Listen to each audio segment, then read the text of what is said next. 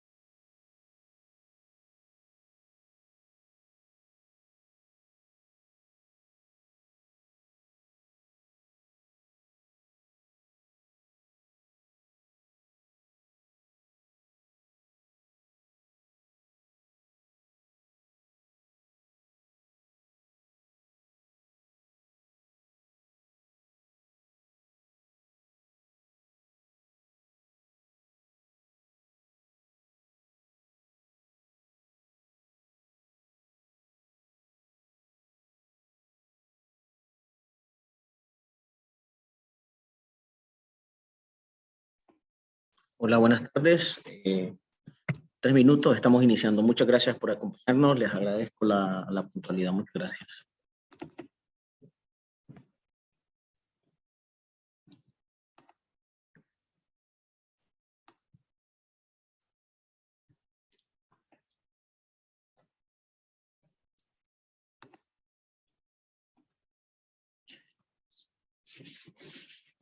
Buenas tardes a los que se están conectando. Les agradecemos que nos estén acompañando.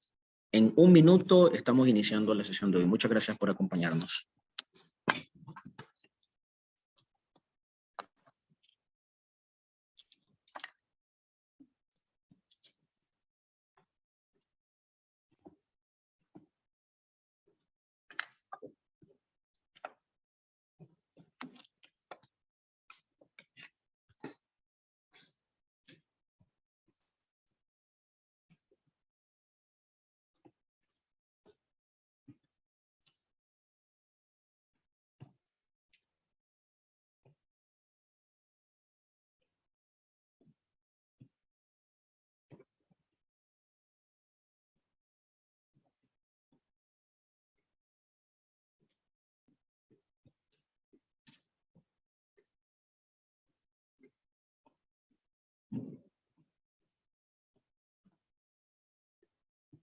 Recording in progress.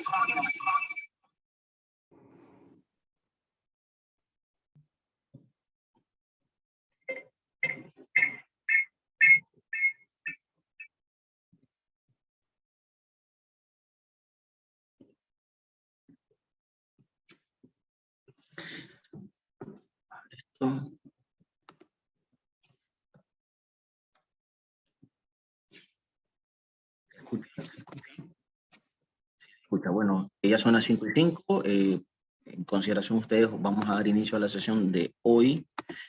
El doctor Roberto Guillén, el director médico quien estará coordinando la sesión, está en una cirugía en este momento y bueno, esperemos que se conecte en los próximos minutos, ¿verdad? Bueno, les agradezco que estén con nosotros. Como saben, soy el doctor Ludwig Alexander Bacon Fonseca, soy el coordinador del Centro de Oncología del Hospital Vivian Pelas. Y para mí es un honor, un gusto el dar esta sesión, el continuar con este proceso de educación médica continua, abordando un aspecto que es de suma importancia para todos y cada uno de nosotros, como es el tamizaje en oncología. En este mes de junio celebramos el mes mundial del cáncer de próstata y por supuesto que estaremos abordando las perspectivas oncológicas que conciernen a los procesos de la prevención, porque en justamente la prevención consideramos que está la cura. En relación de interés, para esta conferencia, importante mencionar, como dije, soy el director de Ciencia e Investigación del Hospital Vivian Pelas. el tamizaje, ¿no? El tamizaje, ¿a quién deberíamos nosotros de tamizar? El tamizaje no es más que una estrategia, una forma de prevención secundaria en donde el método diagnóstico se utiliza para incrementar la posibilidad de una detección temprana que permita incrementar las posibilidades de cura. ¿Cómo vamos a definir esto? Debe ser una estrategia, una prueba que sea fácil, que de preferencia sea no invasiva y que sea obviamente económica, es decir, que esté al alcance de todas las personas que obviamente quieren hacerse dicho estudio. El objetivo básico de un tamizaje es detectar lesiones tempranas en enfermedades potencialmente curables y que son un problema de salud. Como sabemos, para el 2030, según Organización Mundial de Salud, las expectativas es que el cáncer sea la primera causa de muerte en el mundo y que probablemente para el 2040 el diagnóstico nuevo va a superar a otras patologías muy importantes como son los eventos coronarios y o algunos procesos infecciosos. De manera importante, y es que para que nosotros caractericemos o hagamos un catálogo de que este estudio debe ser importante, es que justamente impacte en supervivencia global. Es decir, el someter al paciente a una prueba debe de disminuir los riesgos de muerte. Esta es básicamente, desde el punto de vista epidemiológico de prevención, la evolución del cáncer. O sea, tenemos aquí a la izquierda a un paciente. Aquí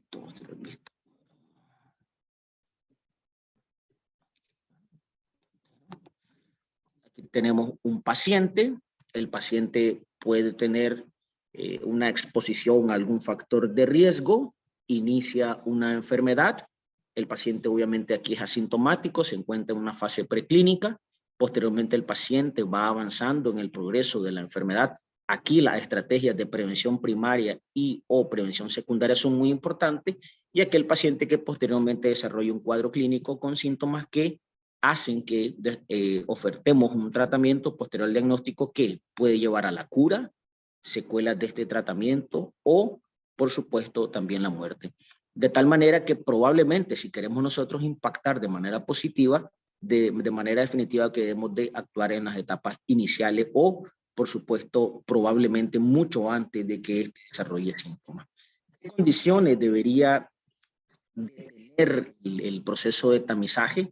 Es que la condición debe ser un problema clínico, debe existir una etapa temprana, se debe conocer la historia de la enfermedad desde su etapa de latencia hacia estadios más avanzados. La prueba obviamente debe ser accesible y debe ser aceptada por los pacientes, porque obviamente debe ser una herramienta diagnóstica con el que el paciente se sienta cómodo. Y lo más y también elemental a tener en cuenta es que debe existir un tratamiento aceptado para los pacientes.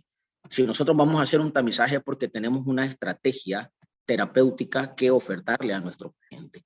Si nosotros vemos algunos procesos, algunas situaciones en lo que corresponden a las enfermedades, tenemos una evolución de las patologías, una persona y un examen. Antes del examen, el paciente probablemente se encuentre libre de enfermedad en la parte de izquierda. Posteriormente, el paciente en algún momento va a desarrollar síntomas de dicha patología. Los resultados obviamente suelen ser negativos cuando el paciente está libre de enfermedad, y lo que esperaríamos nosotros es que siempre que un paciente tenga la enfermedad, el resultado fuera positivo. Eso tal vez podríamos decir es lo que siempre nosotros estamos esperando, ¿verdad? Hacer un estudio que el paciente pueda tener un diagnóstico apropiado. Eso es tal vez el examen ideal. Sin embargo, y desafortunadamente, sabemos que las enfermedades no leen los libros, las enfermedades no siempre están apegados a los protocolos que nosotros quisiéramos, y más aún en los procesos de diagnóstico. Pueden existir pacientes que no tengan la enfermedad y que tengan un resultado positivo, ¿verdad? Y ahí es probablemente donde el examen idóneo de tamizaje debería de tener mayor impacto, así como también podemos tener pacientes que tengan la enfermedad, pero pueden tener un resultado negativo, es decir, un falso negativo. Entonces, la intersección de estos dos puntos de reflexión, los resultados positivos en presencia o ausencia de enfermedad, como el resultado negativo en ausencia y o presencia de la enfermedad, por supuesto que juegan un papel muy importante. Hace un momento les decía, el cáncer es una patología con un alto incremento que cada vez más estamos diagnosticando de manera más seguida.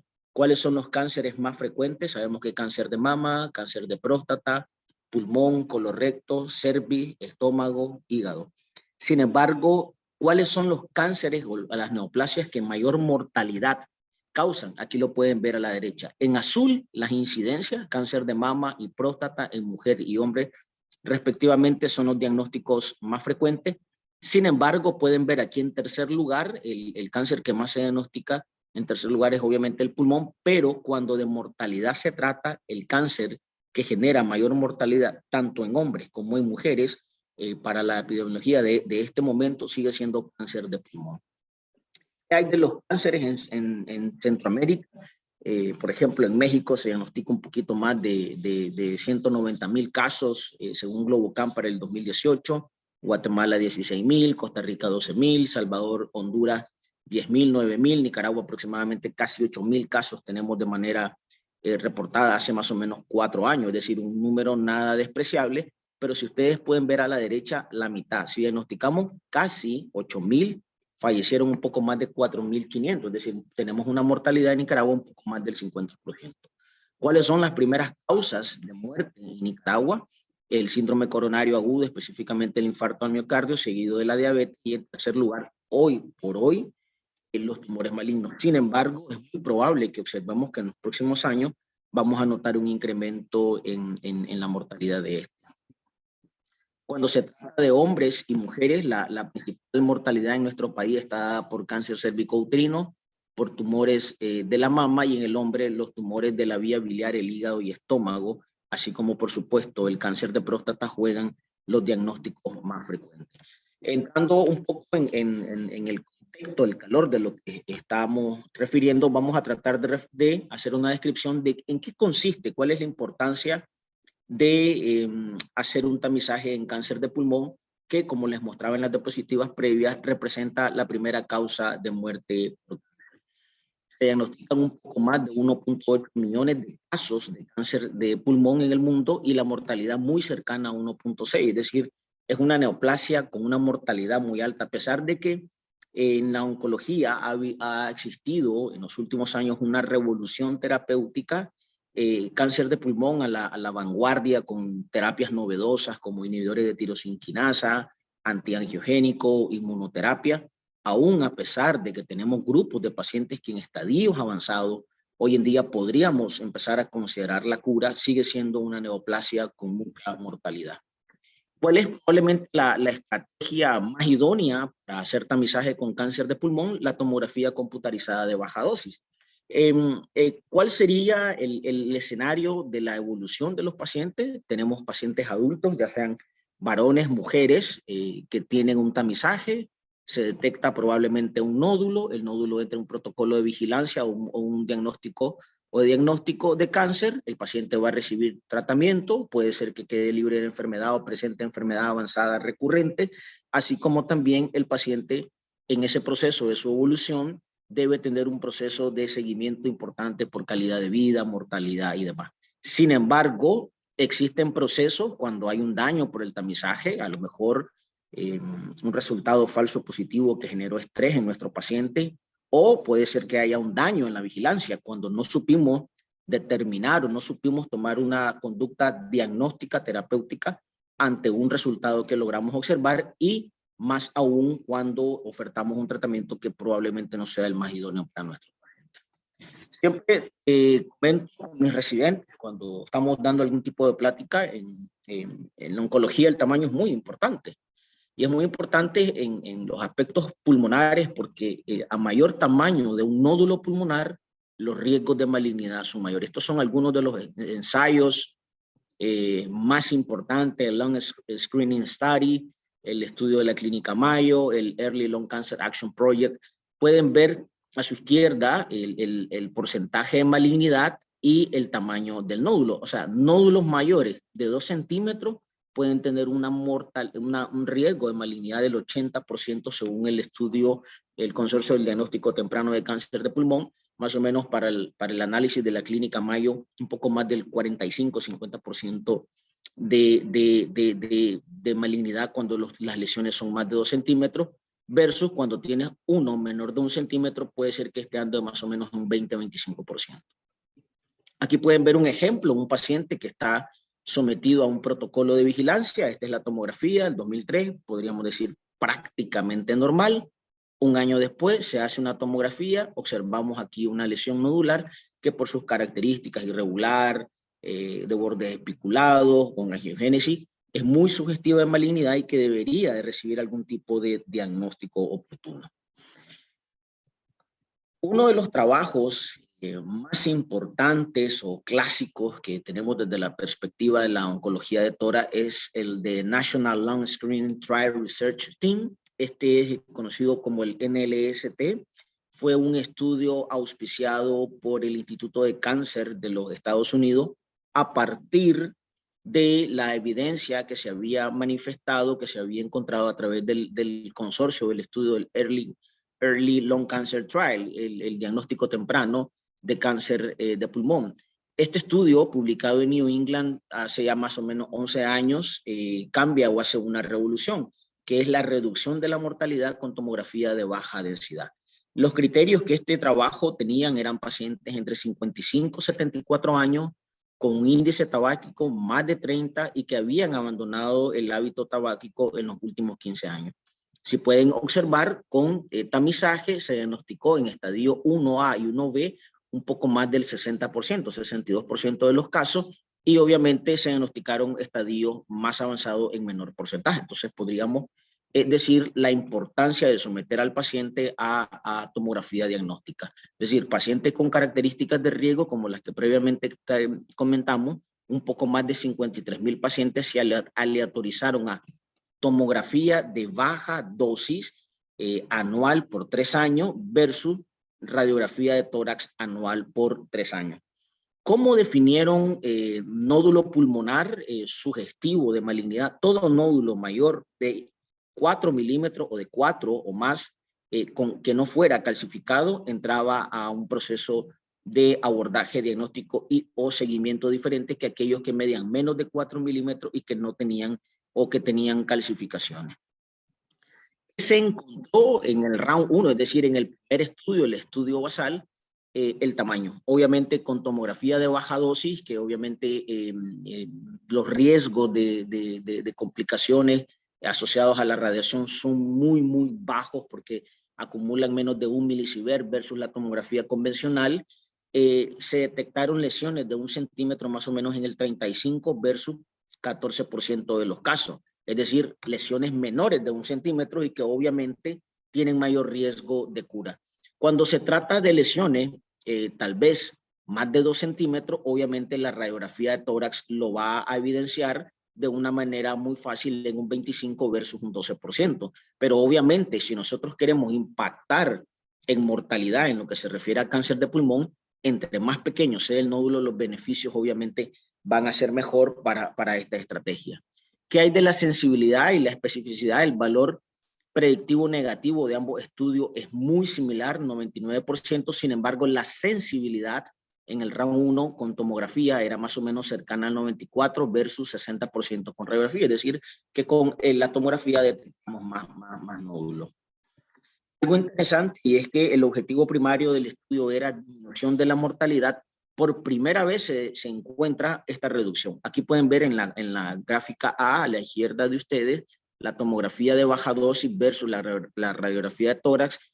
Hubo un mejor diagnóstico de cáncer de pulmón con la tomografía versus que teleradiografía de tórax. Y lo más importante es que la mortalidad se disminuyó en un 20% en aquel grupo de pacientes que eran diagnosticados con tomografía. Esto obviamente aunado a que probablemente los nódulos son diagnosticados más pequeños, la oferta terapéutica puede ser más amplia desde un procedimiento quirúrgico que puede o no llevar quimioterapia, etcétera, versus aquellos pacientes que tienen lesiones muy grandes en donde probablemente ya las opciones quirúrgicas se van disminuyendo. Sin embargo, no todo siempre es perfecto en este tipo de procesos y hay que tener mucho cuidado porque el sobrediagnóstico puede ser una situación que podría algunas veces preocuparnos.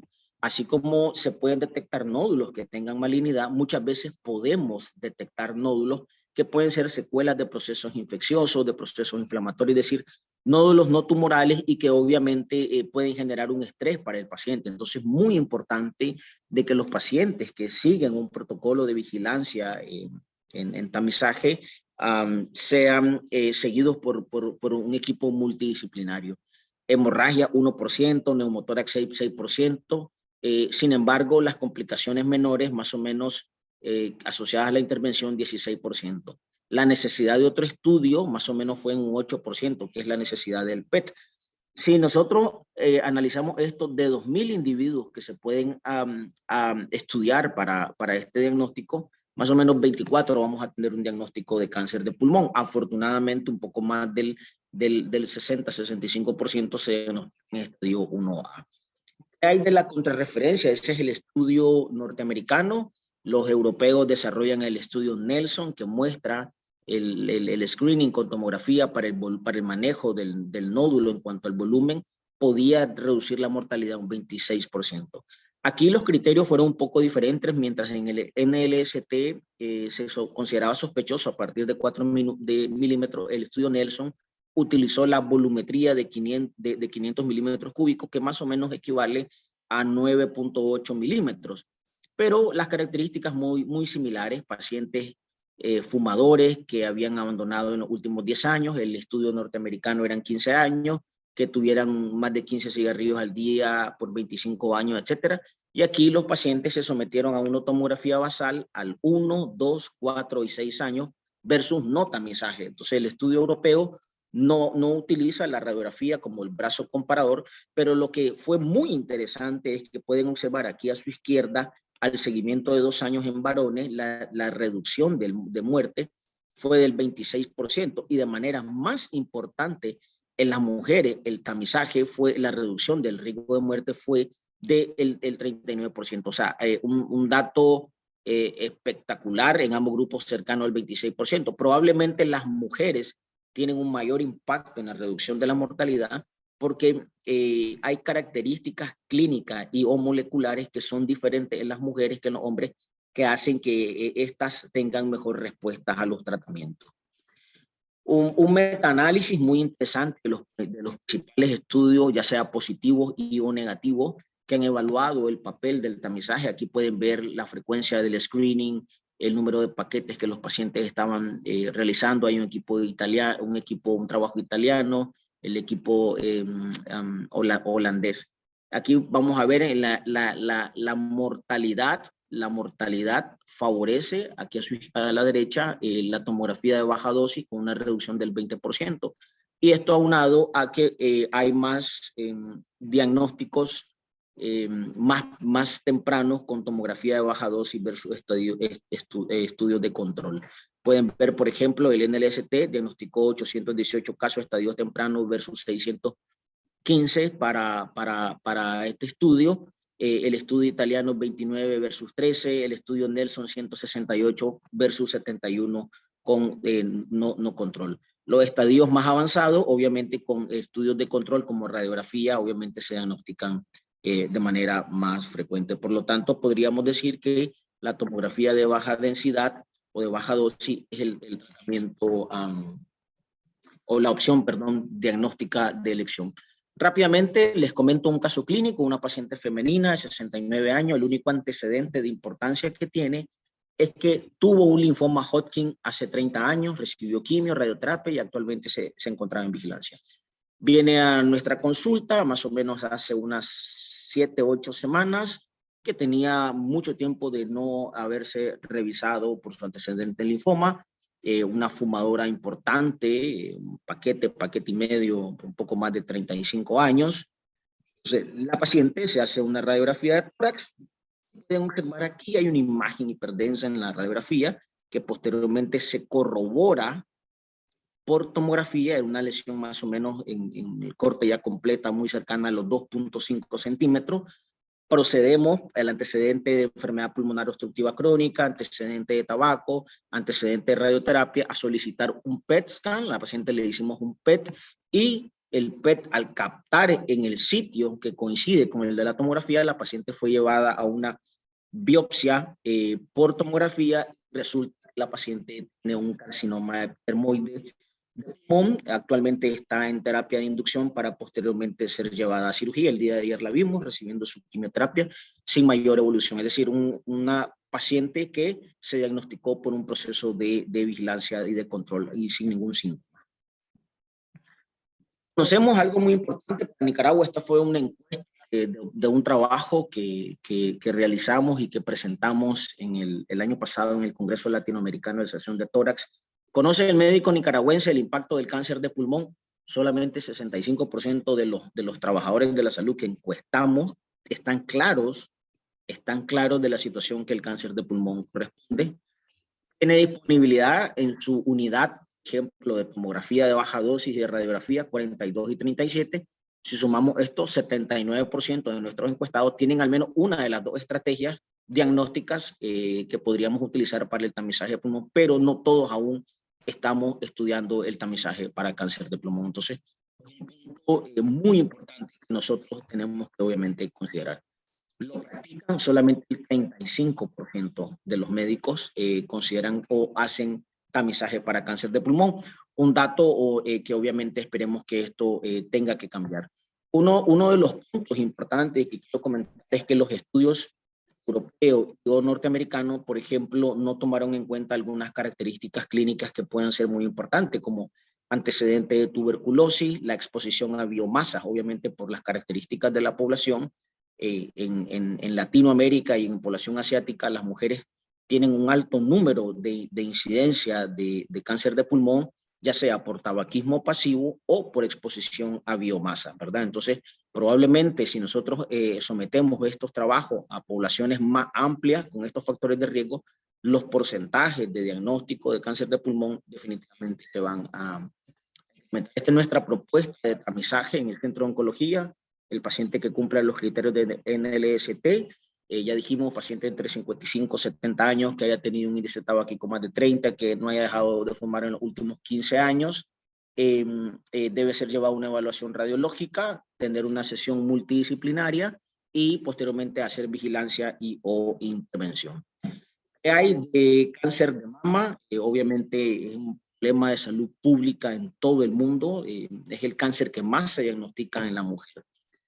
Creo que es importante en este momento de la plática hacer un recordatorio de 3 puntos importantes, y es que, ¿qué significa pariente de primer grado, pariente de segundo grado o de tercer grado? Pariente de primer grado, que toda persona debería de conocer este antecedente. Pariente de primer grado, los padres biológicos, los hermanos de padre y madre y los hijos biológicos. Es decir, si tu papá tuvo cáncer de próstata, tú tienes mayor riesgo de cáncer de próstata, por ejemplo, que si es un paciente o un pariente de tercer grado, como un tío abuelo, medios tíos, los primos. Parientes de segundo grado, abuelos, tías, tíos, medio hermanos, sobrinos, nietos, ¿verdad? Esa definición es muy importante a la hora de estratificar los riesgos y muchas veces de decidir si verdaderamente el paciente debería entrar en un proceso de tamizaje o muchas veces un proceso de intervención.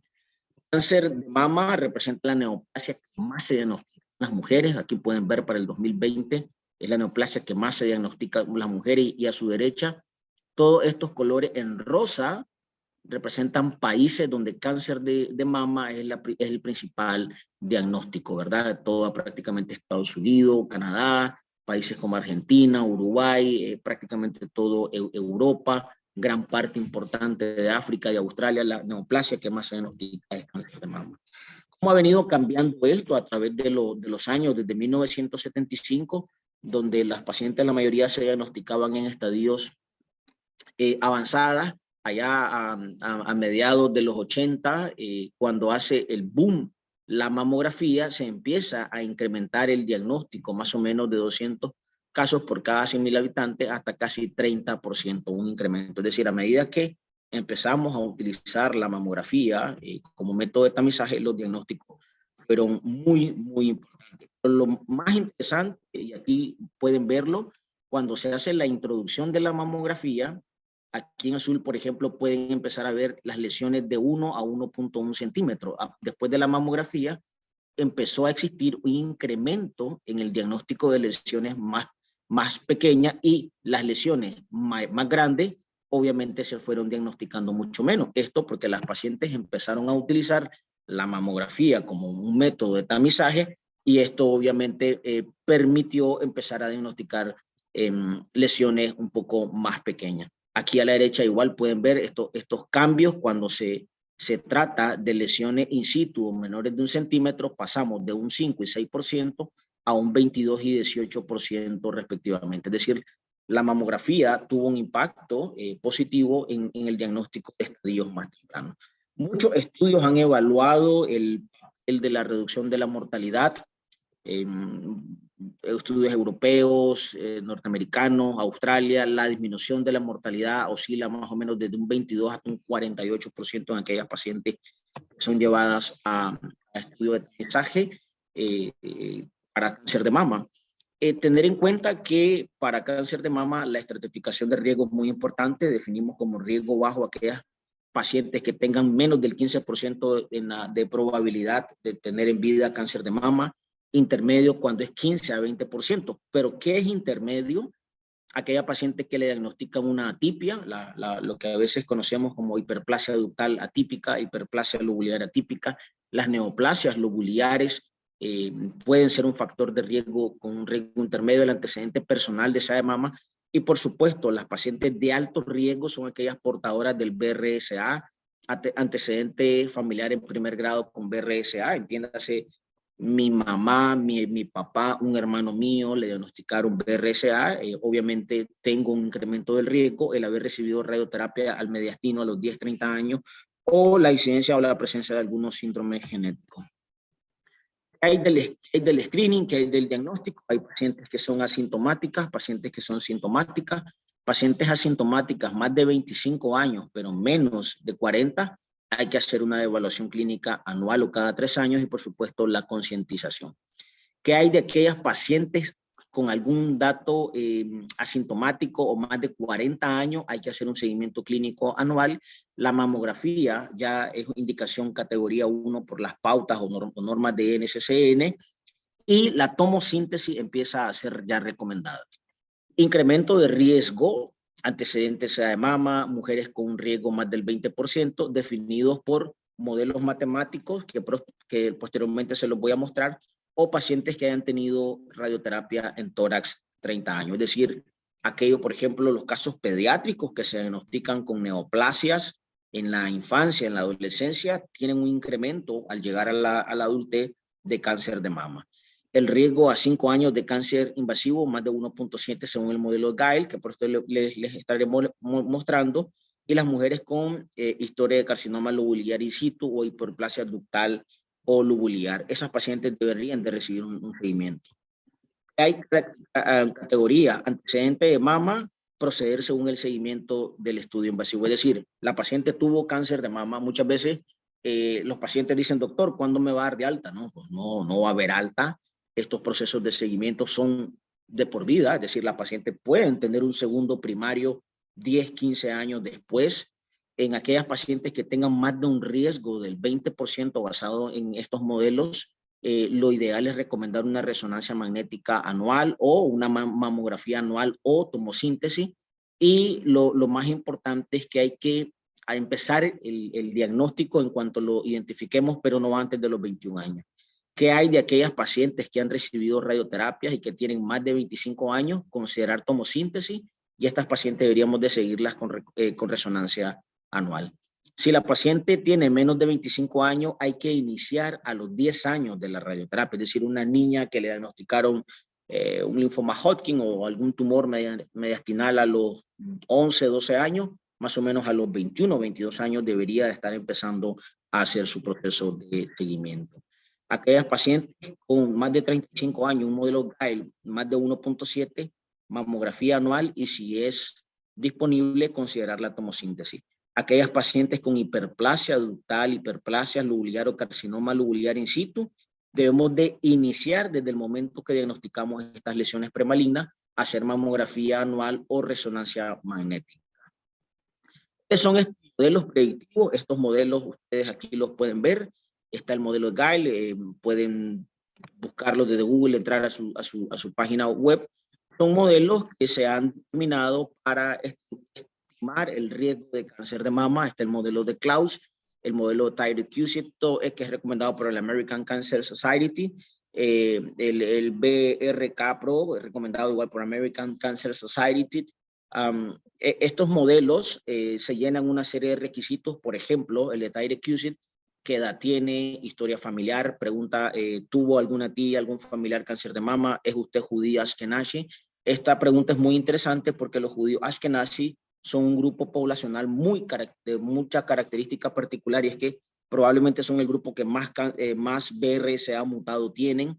Los factores reproductivos, la menarca, si ha tenido hijos, si ha tenido antecedentes de atipia y demás, todos esos factores son considerados en cuenta. Pero si pueden observar, ningún modelo necesariamente es mejor que el otro. Por ejemplo, el modelo Guile, que es el que recomienda NCCN, no incluye la edad de la menopausia, que sí lo hace el modelo de Tyrer-Cuzick. El modelo Guile está limitado a pacientes jóvenes, entonces yo en pacientes muy jóvenes utilizo el modelo Guile. En población pues, general, modelo de Klaus, que el cual tiene una limitante que no consulta acerca de la herencia.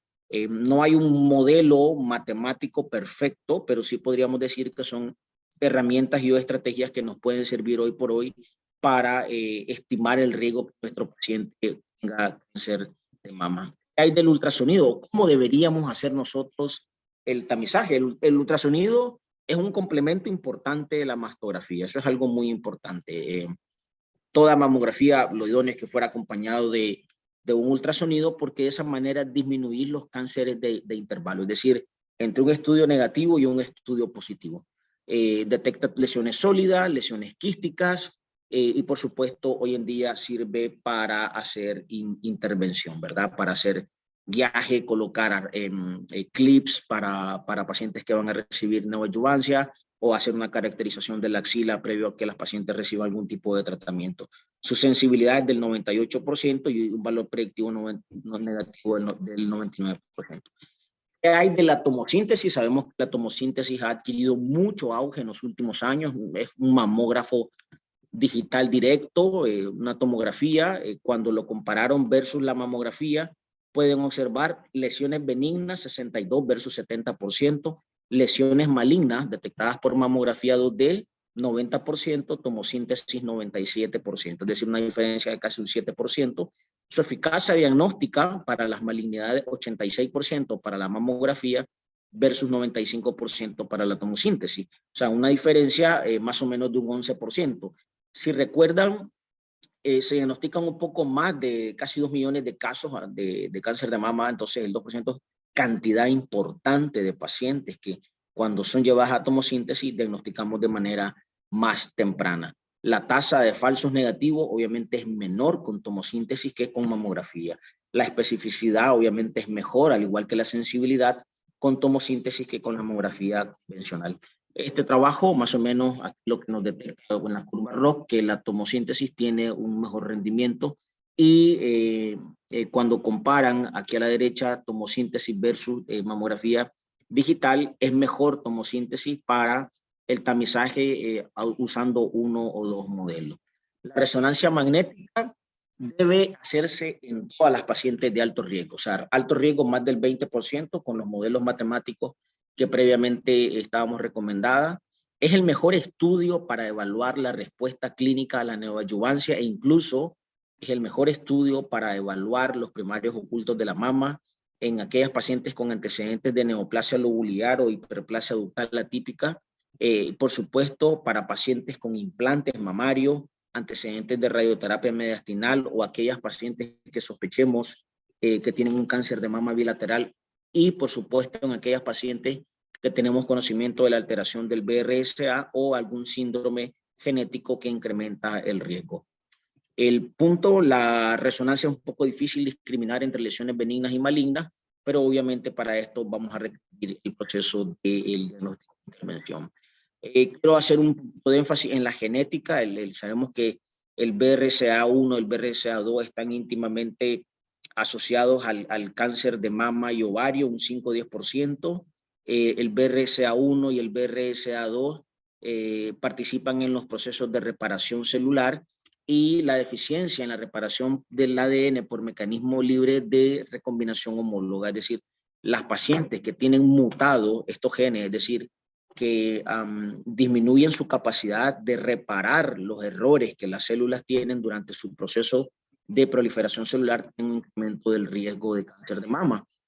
Para cáncer de ovario, más o menos, puede ser tan alto como el 60% y 85% para cáncer de mama con BRCA1 y BRCA2 un poco más de predilección para cáncer de mama que ovario. Se encuentran en el cromosoma 17 y 13 respectivamente. Estos genes adquirieron mucho auge hace un par de años cuando a la actriz muy conocida Angelina Jolie se decide hacer un testeo genético con BRCA. Esto porque su mamá y su tía habían muerto de cáncer de mama y ella obviamente tuvo esta incertidumbre. Ella se hizo la prueba del BRCA, Angelina Jolie, BRCA positivo, y a partir de esto un incremento del 1000%, por eso se le conoce el efecto Angelina Jolie a la solicitud de las pruebas de BRCA en las pacientes en mujeres. Y algo interesante es que esto a ella le valió una portada de la revista Time para que logremos dimensionar el efecto que tuvo el hecho de decir, tengo antecedentes familiares de cáncer de mama, me he hecho la prueba, soy positiva. Y lo más interesante es que con este fundamento, Angelina Jolie se hizo mastectomía bilateral profiláctica. Entonces, es una estrategia que puede servir como profilaxis para algunos procedimientos. Recordar que siempre sospechar o hacer BRCA en toda paciente con cáncer de mama triple negativo, judío ashkenazi, antecedentes de cáncer de ovario, y en los hombres, todos los pacientes con cáncer de mama en hombres y de páncreas debemos realizar BRCA, y los cánceres de próstata metastásicos. El BRCA está adquiriendo muchísimo auge en cáncer de próstata. O sea, todo paciente con cáncer de próstata metastásico, con un Gleason más de 7, debe de realizarse una prueba de BRCA. Caso clínico, una paciente, 46 años, tenía antecedentes de mama en su familia, llega con nosotros, se hace un mensaje, se encuentra una lesión por ultrasonido o también se corrobora por mamografía, se hace un diagnóstico por biopsia, un carcinoma ductal. Aquí tenemos a la paciente el día de su cirugía, ven la asimetría, y posteriormente, esto es más o menos un mes y medio después de la cirugía, una paciente que se diagnosticó una lesión pequeña y que la paciente fue candidata a cirugía oncoplástica por nuestro equipo en SAMIN. Entonces, el diagnóstico temprano de cáncer de mama no solamente significa tener una opción de tratamiento oportuno, sino también ofertar estrategias terapéuticas con técnicas oncoplásticas. Como pueden ver, prácticamente ni parece que la paciente tuvo una cirugía por cáncer de mama, ¿verdad? Incluso muy simétricas y demás. Uno de los puntos que muchas veces todos quisiéramos es, por ejemplo, tener un diagnóstico oportuno, tal vez que no requiera un proceso de intervención, y es lo que hoy en día conocemos como la biopsia líquida y que muchas veces me lo consultan. ¿Qué es la biopsia líquida? No es más que una prueba en sangre de búsqueda del DNA tumoral. ¿Esto basado en qué? Basado en los tumores. Cuando vemos una paciente con un tumor, o un varón o mujer, hay mucha heterogeneidad tumoral, es decir, no todo lo que palpamos necesariamente son células malignas. Recuerden que en el tumor hay angiogénesis, hay matriz extracelular, hay tejido fibroblástico, etcétera. Por lo tanto, existe un concepto que se llama heterogeneidad tumoral, y a veces, según el sitio donde el médico que realiza una biopsia, así podemos tener una información genética. Entonces, la biopsia líquida está basada en el concepto de que si nosotros a través de una muestra de sangre podemos tomar el DNA de las células que se vierte al torrente sanguíneo secundario a necrosis, a apoptosis de la célula, podríamos hacer una captación del DNA, translocaciones, amplificaciones, metilaciones, que nos permitan hacer un diagnóstico oportuno de cáncer. Y algo de lo que está adquiriendo mucho auge, por ejemplo, es en el seguimiento de los pacientes. Pueden ver en esta gráfica pacientes con cáncer, una alta carga tumoral, el paciente recibe tratamiento, el DNA tumoral va a disminuir, probablemente el paciente cure o quede con enfermedad residual mínima, el paciente reciba otro tratamiento y cure, y aquellos pacientes que van a recaer van nuevamente a tener incremento del DNA tumoral. ¿Por qué estas pruebas de biopsia líquida son importantes? Han adquirido muchísimo auge, específicamente en cáncer de pulmón, porque pueden ver aquí el torrente sanguíneo, el tumor secreta su material genético, su DNA a la sangre. Nosotros tomamos una muestra de sangre convencional y esperemos, por ejemplo, identificar una alteración genética que permita predecir un tratamiento.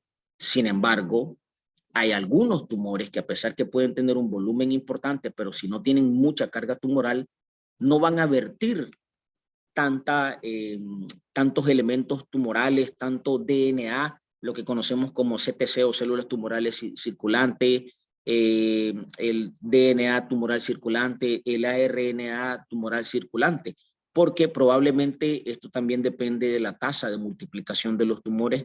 No sabemos hasta la fecha, por ejemplo, si los tumores se multiplican más, por decir, en la madrugada, en la mañana, en la tarde, en la noche, si el paciente recibió un proceso de diagnóstico, eso acelere la determinación del DNA en sangre. Es una técnica que se está mejorando, obviamente con el tiempo va a ser muy interesante su evolución. ¿Cuáles pueden ser fuente de biopsia líquida? Para fines prácticos, todos los fluidos, orina, saliva, líquido cefalorraquídeo, etcétera. Importante, aquí pueden ver, es que hoy podemos utilizarlo como monitoreo, ¿verdad? Pacientes con primera línea, el paciente aquí tiene una respuesta, pueden ver aquí en este color gris cómo las lesiones tumorales disminuyen, pero una vez que el paciente vuelve a tener progresión, las lesiones vuelven a aparecer. Estos cambios del DNA podrían ser tomados a través de una biopsia líquida. Va a permitir hacer una detección temprana de cáncer, no tengo la menor duda. Lo que aún no sabemos es cuánto tiempo nos va a tardar el utilizar biopsia líquida como método de diagnóstico o tamizaje. Hoy por hoy la biopsia líquida no está aprobada en el tamizaje, ¿verdad? Esto es algo que quiero ser muy enfático. Está aprobada en algunos escenarios para búsqueda de alteraciones moleculares que permitan hacer una oferta terapéutica a los pacientes en el contexto de enfermedad avanzada. Hace un par de días se publicó en el New York Times este artículo que pueden ver, una muestra de sangre detecta cáncer, pero que crea riesgo en aquellos pacientes. Una reflexión de una paciente, se hace una biopsia líquida, le dicen que tiene DNA tumoral, le han hecho todos los estudios y no tiene nada, no encuentran nada. Entonces, ¿qué puede darnos falsos positivos en esto? Son cosas que aún tenemos que seguir investigando. Por lo tanto, fuera de ensayo clínico, al día de hoy, 16 a esta hora, no está aprobada la biopsia líquida para el tamizaje en cáncer, ¿verdad? Para el diagnóstico del tamizaje, no así para la búsqueda de algunas alteraciones moleculares en algunos tumores. Creo que hay que tener mucho cuidado con la biopsia líquida porque puede ser como una espada de Damocles, es decir, el hecho que usted sepa que hay DNA tumoral en ausencia de síntomas o ausencia de imágenes, obviamente puede generar mucha ansiedad en los pacientes. Hay de cáncer de colon y recto, cáncer de colon, el tercer tumor más se diagnostica en los hombres, el segundo más frecuente en las mujeres. Un caso clínico que vimos esta semana, un paciente masculino, 49 años. Interesante, tiene antecedentes familiares de cáncer de pulmón, cáncer de testículo, cáncer gástrico. Tuvo un tabaco que ya está inactivo hace 20 años, tiene exposición a biomasa, tiene antecedentes de neocutáneos, muchos, se ha hecho de resección de al menos 3. Llega con nosotros porque el último era una lesión importante y ya dijo, ya me he quitado 3 neos, me gustaría hablar con un oncólogo por todos los antecedentes que tengo. Hablamos de las opciones de tamizaje para él, qué tumores creo yo por la historia clínica y lo que hemos conversado deberíamos de hacerle. Le ofertamos un estudio colonoscópico al paciente. Pueden ver, se le diagnostica aquí una lesión polipoidea, llevado a biopsia, lo vimos, un adenoma tubular, con una displasia de bajo grado, un paciente totalmente asintomático. ¿Qué dicen las pautas NCCN? La evaluación de riesgo en cáncer colorectal, menos de 50 años, o algunos creen que con menos de 45 años deberíamos de hacer un tamizaje en pacientes que no tengan adenomas, pólipo sésil, que no hay antecedentes de enfermedad inflamatoria intestinal. En pacientes con enfermedad inflamatoria intestinal hay que obviamente hacer algunas estrategias un poco más dirigidas o especiales. Historia familiar negativa de cáncer de colon o avanzado también debemos considerar muy importante. ¿Qué incrementa el riesgo de cáncer de colon? Uno, el antecedente personal. Si tengo enfermedad inflamatoria intestinal, tengo más riesgo de cáncer de colon. El antecedente familiar, papá, mamá, hermanos, el haber tenido adenomas o pólipos incrementa el riesgo y hay que seguir unas estrategias en base a esto.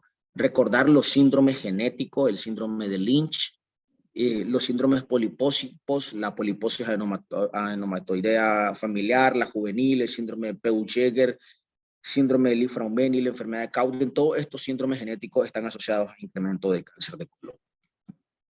El riesgo promedio, es de cual todas las personas, hombres y mujeres, deberíamos de realizarnos un estudio para tamizaje de cáncer de colon, 45 años. Obviamente teniendo en cuenta antecedentes familiares.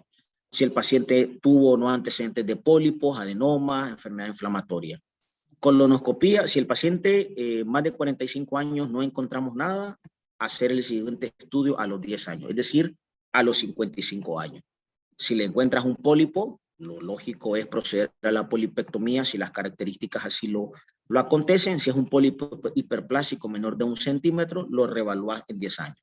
Pero aquellos pólipos hiperplásicos más de 1 centímetro o adenomas o pólipos sésil de cualquier tamaño, entonces hay que hacer algunas particularidades en cuanto a su seguimiento. Recordar que tal vez las lesiones que más riesgo tienen son aquellas adenomas vellosos o tubulovellosos. Esto más o menos tiene un incremento del riesgo que puede ir desde un 15 hasta casi un 40% para cáncer de colon. ¿Qué hay de las pruebas clínicas, tal vez con menos intervención que la colonoscopía, como el famoso el test de Guayaco o el test de inmunoquímica fetal o más recientemente las pruebas de multi-DNA? Si estos son negativos, reevaluar en cualquier modalidad en un año. Es decir, el paciente no quiere realizarse una colonoscopía, se hace una prueba de Guayaco, es negativa, después a los 45, a los 46 hay que considerar reevaluarlo. Todo estudio en heces, ya sea del FIT, que es el test inmunoquímico, o la determinación del DNA positivo, el paciente debería de realizarse una colonoscopía lo más pronto posible, entre los 6 a 12 meses. Si esto es negativo, hay que reevaluar. Recordar la sigmoidoscopía flexible, si se encuentra un pólipo, hacer el proceso de intervención y se hace la vigilancia de manera muy similar para el cáncer de colon. La sigmoidoscopía flexible, pues obviamente tiene la limitante que llega obviamente hasta el colon sigmoide, no evalúas el colon derecho, entonces creo que este es un estudio que se utiliza un poco menos que el resto, y por supuesto la colonoscopía virtual para aquellos pacientes que no quieren ser llevados a algún estudio como sigmoidoscopía o colonoscopía. La colonoscopía virtual es una estrategia muy importante. Si es negativa, el paciente debe hacerse un control más o menos a los 5 años, y aquellos pacientes que determinamos pólipo, el diagnóstico o la ruta de tratamiento va a estar en dependencia del tamaño de los pólipos. Todo pólipo por colonoscopía mayor de 1 centímetro debe de ir a colonoscopía. Todo esto. Cuando son entre 6 a 9, pues va a depender del número de pólipos que nosotros encontremos. Dice la Sociedad Americana de Cáncer, tenemos pruebas en heces, pruebas visuales. Colonoscopía cada 10 años si está negativa, colonoscopía virtual cada 5 años, sigmoidoscopía flexible cada 5 años. Si el paciente tiene enfermedad inflamatoria intestinal a los 8 años del diagnóstico, deberíamos de estar realizando el estudio de tamizaje. Los síndromes genéticos tempranos en la adolescencia, si hay radiación a la pelvis, a los 5 años o después de los 30 años. Las polipectomías en pólipos sugestivos hay que considerarlo a los 3 años. Recordar que las definiciones son muy importantes y que tener en cuenta que si bien es cierto deberíamos de comenzar a los 45 años, más allá de los 75, 85 años hay que empezar a individualizar a nuestro paciente. Algunas características de riesgo ya las comentamos, pero siempre vale la pena remarcar el antecedente de enfermedad inflamatoria intestinal, los síndromes de cáncer hereditario o el antecedente de radioterapia incrementan el riesgo. Es mejor colonoscopía o realizar estos estudios guayaco, DNA, FIT. En este estudio, publicado en New England ya hace un par de años, evaluaron a pacientes entre 50 a 69 años que estaban asintomáticos con el objetivo de disminuir la muerte por cáncer. Se aleatorizaron a colonoscopía versus el FIT. El FIT, que es el test de inmunoquímica, se hacía cada 2 años hasta los 10 años versus colonoscopía que se hacía anual. El apego de los pacientes fue un 25% para colonoscopía, obviamente es menor que para el FIT. Aquí lo que se encontró, no una mayor diferencia para el diagnóstico de cáncer, sin embargo, colonoscopía diagnosticó más adenomas y neoplasias avanzadas que el test de inmunoquímica fetal, así como también la probabilidad de cualquier neoplasia, 6 versus 1.4. Por lo tanto, el estudio visual de colonoscopía obviamente tiene un mejor rendimiento que estos estudios como FIT. Hay que tener en cuenta, recuerden que todo estudio, ya sea guayaco, test de inmunoquímica o DNA, que son positivos, debe de confirmarse por colonoscopía en un lapso no mayor a 12 meses. La colonoscopía es mejor para detectar enfermedad pulmonar. Hay la prueba del DNA testing, se tomaron muestras de heces en pacientes que recibían colonoscopía o FIT, eran pacientes de 50 a 84 años, asintomática.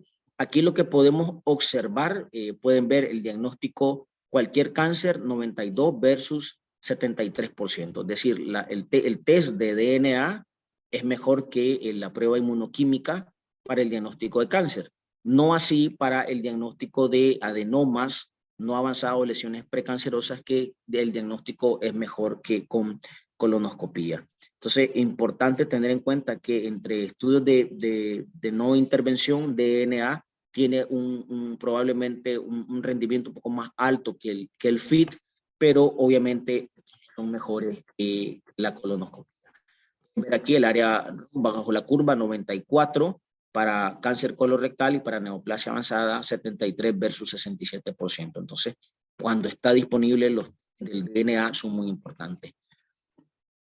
Brinda una alta sensibilidad. El número necesario a tratar con esto se requiere para hacer un diagnóstico: 154 colonoscopías, 166 DNA testing y 208 FIT. Por lo tanto, en ese orden podríamos decir que puede ser prioridad. Hay de biopsia líquida en cáncer de colon.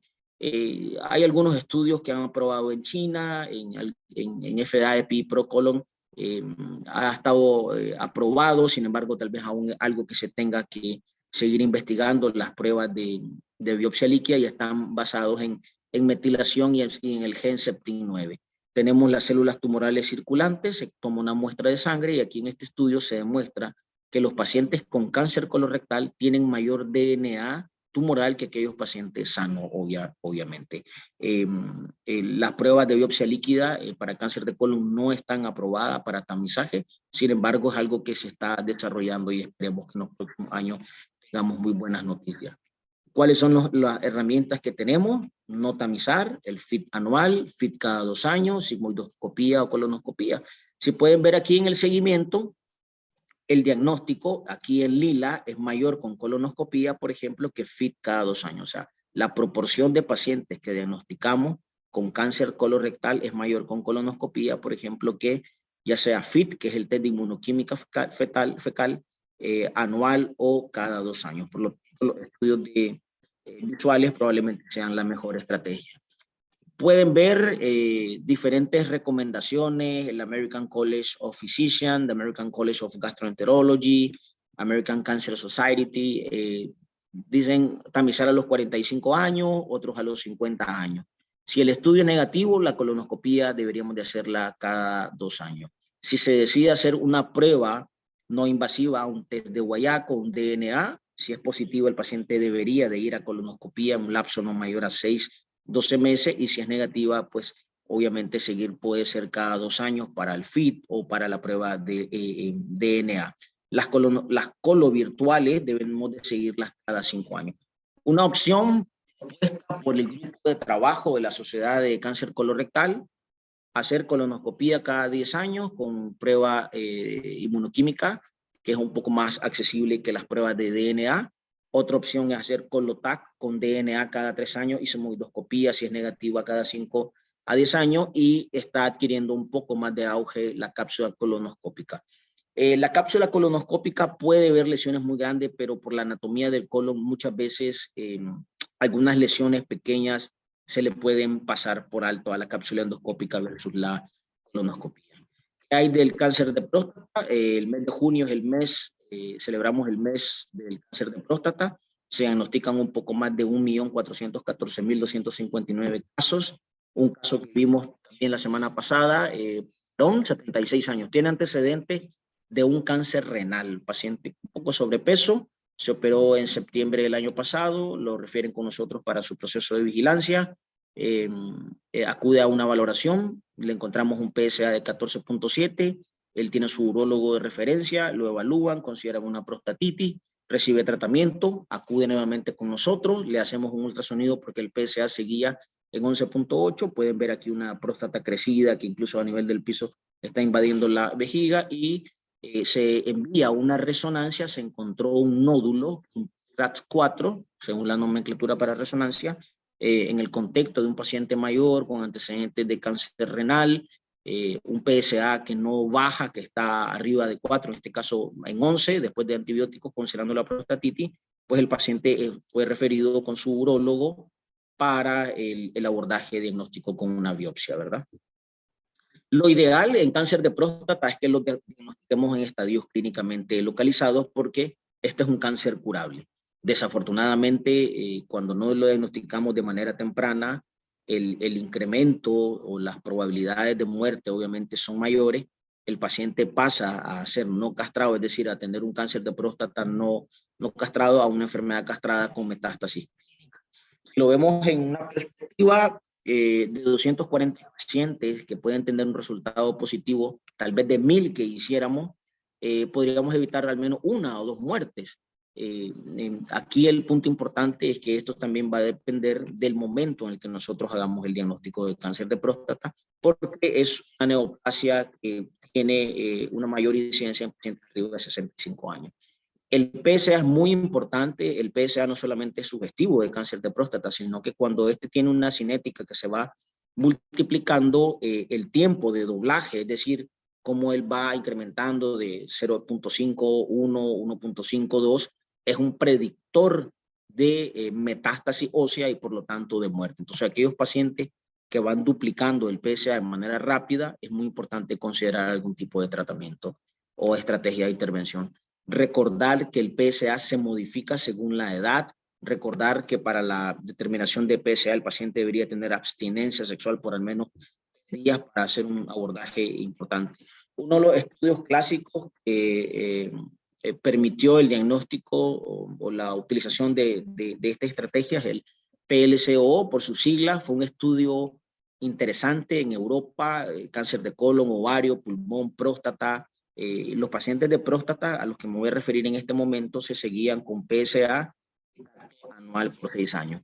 Ver aquí a la derecha, el número de casos que se diagnosticaron fue mayor con el screening que con el grupo control. Y a pesar de esto, no hubo una diferencia en la mortalidad. ¿Esto por qué? Probablemente no hay diferencia en mortalidad, porque en estos países los pacientes que tienen mayor incidencia son aquellos mayores de 60, 65, 70 años, donde probablemente otras comorbilidades pueden jugar un papel. Interesante aquí, un 40% de combinación de PSA, es decir, que no siguieron el protocolo como se había descrito. Cuando vamos a someter a un paciente con cáncer de próstata, es importante tener en cuenta las características. Digo esto, en este estudio, que es el Prostate Cancer Specific Mortality, los pacientes que tienen una intervención tienen una menor mortalidad que aquellos pacientes que tienen un cuidado habitual. La disminución del riesgo de muerte más o menos el 44%. Cuando hay una comorbilidad significativa, la mortalidad no varía. ¿Qué quiere decir? Que si tenemos un paciente de 74 años, diabético, hipertenso, con 2 stent, el estarlo sometiendo a procesos de tamizaje de próstata probablemente no haga ningún cambio, no genere ninguna estrategia diferente. Entonces, es muy importante en los pacientes mayores a la hora de decidir si vas a hacer o no tamizaje, utilizar algunas escalas como el índice de Charleston para determinar si vale la pena o no realizar tamizaje. El estudio europeo, los pacientes que tienen tamizaje en azul versus controles, la disminución del riesgo de muerte del 21%, muy similar a lo que sucede con cáncer de pulmón. O sea, los pacientes que tienen tamizaje con cáncer de próstata con el PSA entre un punto entre 2.4 a 2.5 a 4 tienen disminución del riesgo de muerte. Plantea la pauta, las guías NCCN, que iniciamos tamizaje entre los 45 a los 75 años. Si el PSA es menor de 1, repetirlo cada 4 años. Si entra entre 1 a 3, cada 1, cada 2 años. Si es mayor de 3, el PSA y o un tacto rectal sospechoso, lo ideal es que evaluemos una indicación de biopsia. En mayores de 75 años hay que seleccionar a la población, por lo que previamente le estaba comentando. Está existiendo mucho avance, hay muchas pruebas, pueden ver aquí PSA, PHI Score, por ejemplo, 4K Score, que son 2 pruebas genéticas que te dicen cuándo biopsiar. Es decir, tengo un paciente con 14, 15, 16 de PSA, pero puede ser una prostatitis, radiológicamente no es tan muy claro el equipo de radiología. ¿Cuál es la probabilidad de que si yo le hago una biopsia, ese resultado sea maligno? Son estrategias que puedes responder o preguntas con las pruebas de PHI o 4-score, es decir, que vienen a complementar el diagnóstico. Importante tener en cuenta que en próstata tenemos ya herramientas para tratamiento personalizado, para el pronóstico, para monitorear la enfermedad. Los diferentes grupos coinciden tal vez después de los 45, 50 años. Es importante que lo consideremos. Todo paciente arriba de 60, 65 años deberíamos nosotros estar haciendo tamizaje. Ir concluyendo, ¿qué hay del cáncer de cervix? Que es probablemente la neoplasia más frecuente en nuestro país. Hay diferentes recomendaciones de todos los grupos de cáncer, Nicolau, citología y demás, pero no voy a abordar al respecto. Lo único que quiero comentar desde mi perspectiva oncológica es que mejor mensaje podemos nosotros brindarle a nuestras mujeres, nuestras hijas, hermanas, esposas, etcétera, pacientes, es la vacuna contra el VPH y lo ideal es con los 9 serotipos. Creo que esa es la mejor estrategia que nosotros podemos seguir para nuestros pacientes. A manera de conclusión, debemos utilizar una prueba accesible, reproducible, con un impacto positivo en la supervivencia. En cáncer de pulmón, el tamizaje, según los criterios del NSLT, recuerden, más de 55, 74 años. El grupo de trabajo, el Task Force de Estados Unidos, lo elevó hasta 85 años, tiene un impacto positivo en supervivencia global. En cáncer de mama, es una estrategia, un estándar de prevención, el tamizaje. ¿Cuál es el mejor método? Hoy por hoy, si tienes mamografía con ultra excelente, la tomosíntesis está adquiriendo muchísimo auge y estoy seguro que en los próximos años definitivamente va a desplazar a la mamografía convencional. La resonancia en algunas situaciones muy específicas, como habíamos dicho, pacientes con implantes, con antecedentes heredofamiliares asociados a BRCA. En cáncer colorectal, lo idóneo es que combinemos un método invasivo versus no invasivo. Prueba de sangre oculta en ese, más sigmoidoscopía o colonoscopía. En cáncer de próstata hay que individualizar la edad de inicio, tal vez 45 años, otros 50 años, pero lo importante es que en cáncer de próstata hay un impacto positivo en cuanto a la mortalidad. Sin embargo, tener en cuenta que en cáncer de próstata es importante tener siempre a la vista el hecho de la comorbilidad. Cáncer cervicuterino, la vacuna es el mejor método de prevención. Creo que es algo que nosotros debemos siempre abogar en todas nuestras pacientes. La biopsia líquida en este momento, al día de hoy, 16, se utiliza como herramienta para buscar alteraciones o driver para terapia dirigida. Probablemente, y estoy muy convencido que va a ser un papel muy importante para hacer diagnóstico de cáncer. Y el Centro de Oncología del Hospital Vivian Pelas, pues somos muy apasionados y muy comprometidos con el tamizaje. Así que estamos a la orden. Muchísimas gracias. Quedo atento a preguntas y o comentarios que tengan. El doctor Guillermo me mandó poner un mensaje que todavía no termina su cirugía, así que bueno, voy a voy yo a moderar, ¿verdad?, las preguntas. Si alguien tiene una pregunta, ya sabe, puede utilizar el icono de question answer, o si quiere hablar, levanta la mano para permitirle. Nos pregunta el doctor Castillo, ¿cuál es la incidencia de cáncer de pulmón no asociado al tabaco y cuál sería el estudio apropiado para sospecha? Muy buena pregunta. Como le decía, doctor, en países de primer mundo, Europa, Estados Unidos, Canadá, Australia, el principal factor de riesgo, ¿verdad? El principal factor de riesgo sigue siendo el tabaco. Más o menos es el cáncer que más se diagnostica en el mundo, es decir, cuando ponemos hombres y mujeres, cáncer de pulmón es el diagnóstico más oportuno, casi más de 2 millones. Cuando vemos hombres, dijimos más o menos cercano a 1.8 millones y una mortalidad cercana a 1.6 millones. ¿Cuál es el mejor estudio para pacientes que no tienen antecedentes de tabaco? Lo comentamos. Estas son algunas de las limitantes de estos estudios que han evaluado el tamizaje con tomografía de baja dosis. Obviamente, por realizarse en Europa o Estados Unidos, sabemos que la exposición a biomasa es muy mínima. Este grupo poblacional no está incluido ni, por ejemplo, el antecedente de tuberculosis. Entonces, yo en una de las instituciones que laboro, vemos mucho cáncer de pulmón asociado a biomasa, ¿verdad? Esto está adquiriendo cada vez mucho auge y es un factor de riesgo. ¿Qué quiero decir y transmitir con esto? Es que preguntarle a todas las pacientes que nos llegan a la consulta por disnea, tos, el hecho que ella diga, no, yo no fumé, hay que importante preguntarle en qué trabajaba. Y no solo tal vez en qué trabaja ahorita, sino preguntarle a la paciente cuando usted era niña, donde usted vivía, cocinaban con leña, ¿cuánto tiempo estuvo usted con ese factor de riesgo de la leña?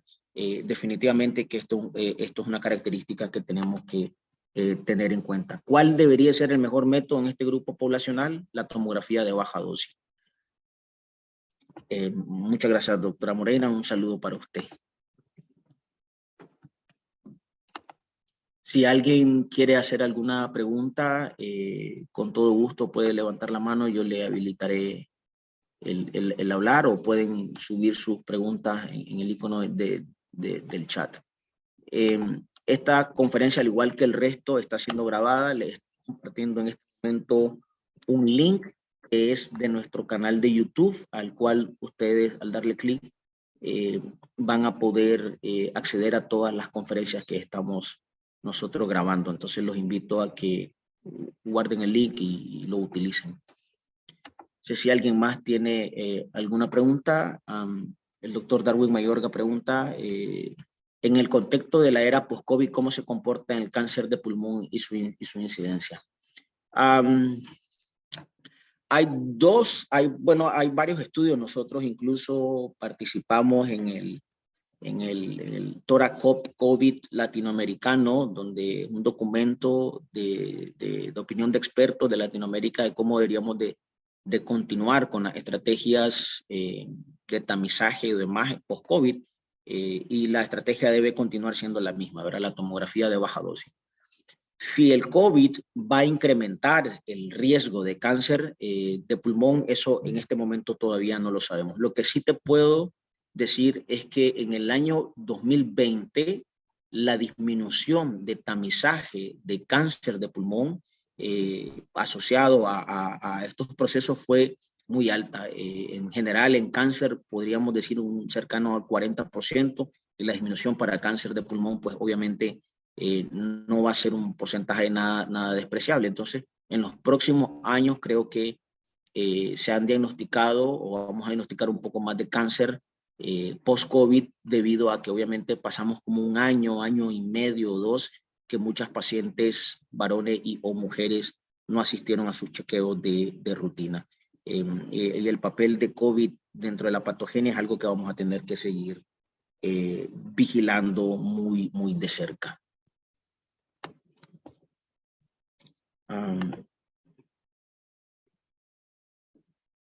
Ok, la doctora Avilés dice, excelente ponencia. ¿Podrías ampliar acerca del testeo genético en población de riesgo para cáncer de mama? Sí, claro. Como dijimos, BRCA tipo 1 y tipo 2 son factor de riesgo para cáncer de mama, sin embargo, no son los únicos genes que incrementan el riesgo para cáncer de mama.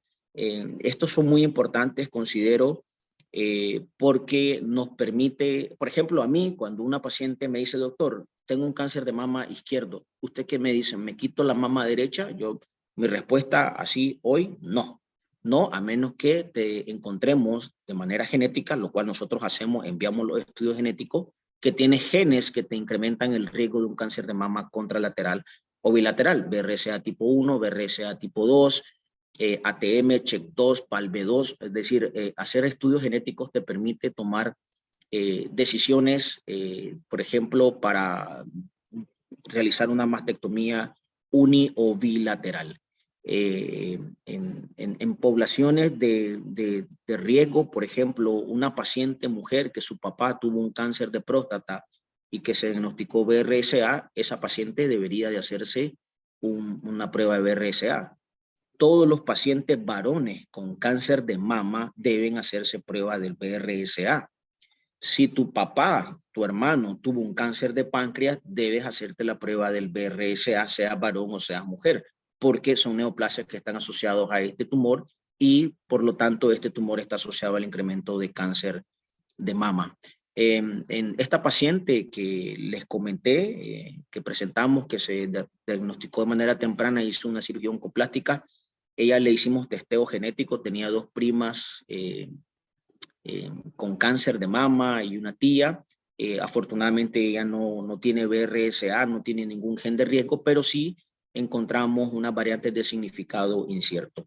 ¿Qué quiero decir con esto? Es que muchas veces los estudios genéticos te pueden detectar algunas alteraciones que nuevamente podemos decir hoy no sabemos qué efecto puedan tener, pero sí a futuro. Entonces estas las conocemos como variantes genéticas de significado incierto.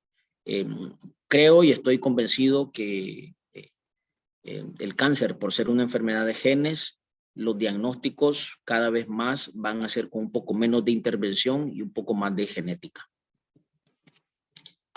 Saludos, doctor Uriarte. El doctor Aníbal, buenas tardes, buena presentación. ¿Cuáles serían en los próximos años los marcadores para cáncer de pulmón? ¿Qué más futuro prometedor tiene en la actualidad? Interesante. Para cáncer de pulmón, más o menos ya hoy tenemos un poco de al menos 7 drivers identificados para tratamiento, no para diagnóstico, ¿verdad? No para diagnóstico, hago mucho énfasis en esto. Lo que les puedo decir es que todo paciente con cáncer de pulmón debería de recibir un estudio genético para buscar drivers, es decir, alteraciones mutacionales que permitan predecir tratamientos a futuro. Eso es el punto número 1. Punto número 2, ¿qué otras opciones? Uno es que hemos descubierto ya más o menos como un 40-45% de alteraciones genéticas en pulmón, o sea, nos falta un poco más de la mitad que aún no sabemos por qué se da. ¿Qué nuevas estrategias vienen? Las combinaciones. Ya la inmunoterapia juega un papel muy importante. La paciente que les comenté, que hicimos el diagnóstico de tamizaje, actualmente está en quimioterapia más inmunoterapia, porque también hicimos un estudio genético en ella. Le hicimos un test, un multitest genético de más o menos 325 genes, y entre estas características y de inmunistoquímica encontramos que era una paciente que era susceptible a tratamiento con inmuno, entonces ella está recibiendo inmunoterapia. Las combinaciones son las que vienen: inmunoterapia más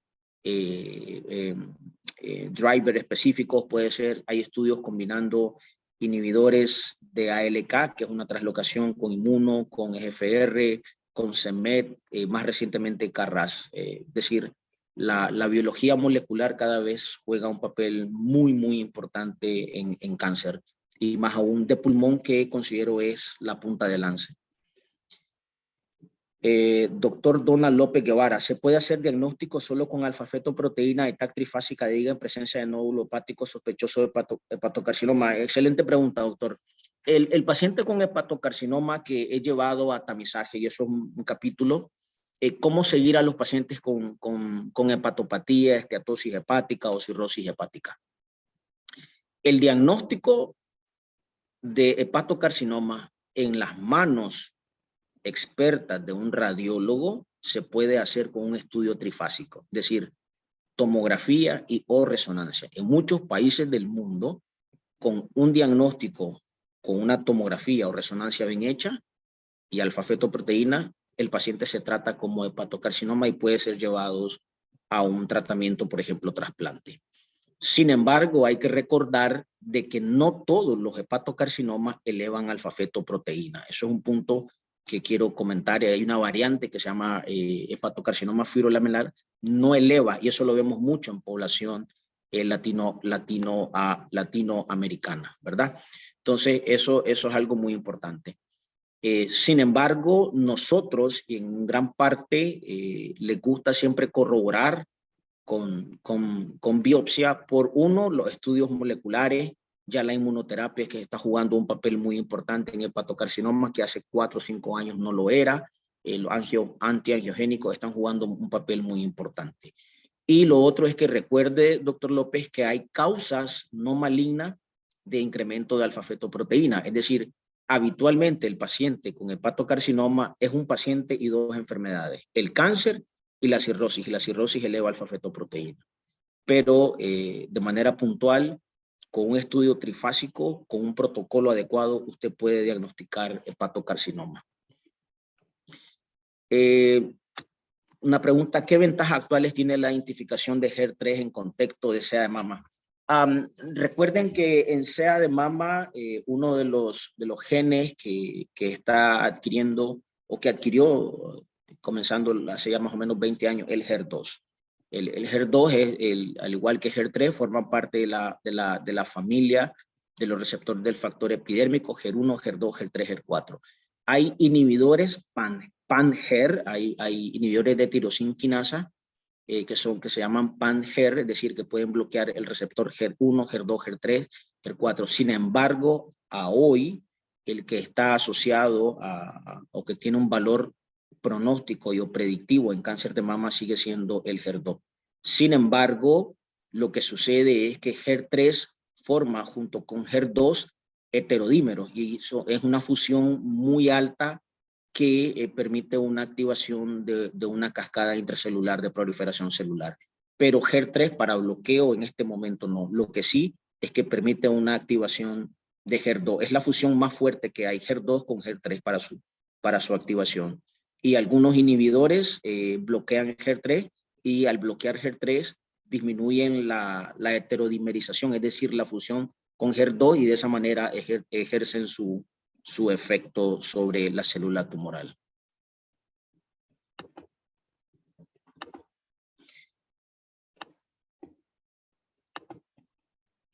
Si alguien igual quiere hacer un comentario verbal, con todo gusto puede levantar la mano.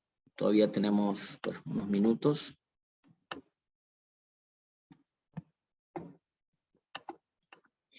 Okay. Y recuerden que les compartí el link, ¿verdad? Donde pueden ver las conferencias que hemos visto.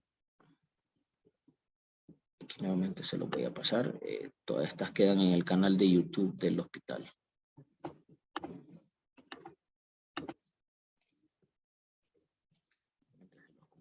Bueno.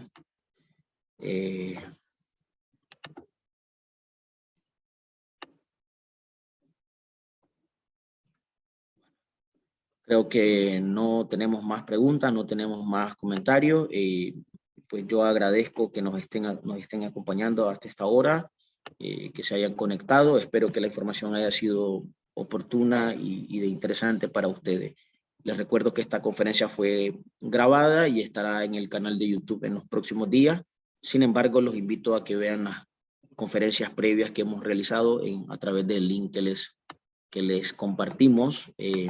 Los invitamos para la próxima semana. Les externamos un saludo y muchas bendiciones a todos y cada uno. Muy buenas noches.